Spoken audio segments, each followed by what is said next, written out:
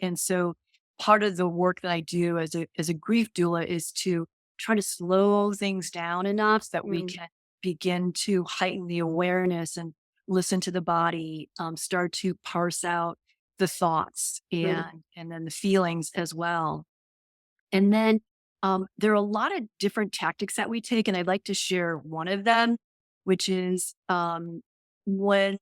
when someone dies, there are rituals that are associated with that death. So there might be a funeral or a memorial service, or putting together, a photo album, or mhm. planting a tree in that person's honor, and that helps the brain map and understand. Oh, this person that I loved is no longer there. So ritual is an important part of a mourning process that helps our brain reorient to this loss. And so with my clients, we start to look at rituals that we can create as a way to help the brain remap. So, for example, I have a client who's a director who had a project that they had actually conceived of, brought it to a financier, and they were like, great, awesome. And then my client was fired.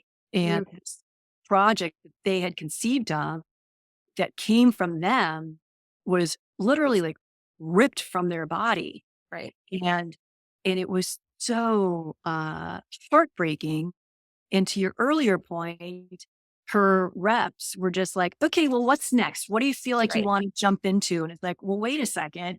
I'm heartbroken. And Right. so we designed a ritual in which they were able to take take the script and um and uh and so this particular client wound up bearing the script Mhm. and creating this way to say goodbye. I did a similar ritual with another client, and they wrote a letter and actually like spoke at, like, I'm putting this in quotes, like at the grave, Right. and just talked to this project and said, it's like, I worked really, like, we worked hard together. You were perfect. You were everything that you were supposed to be. And I'm so sorry that you are not meeting your full potential. I'm releasing you to rest in peace. Mhm. And so, depending on the client and where they're at, we look to really create these rituals to honor and to let their sadness, their grief be validated and witnessed and Yeah. publicly acknowledged.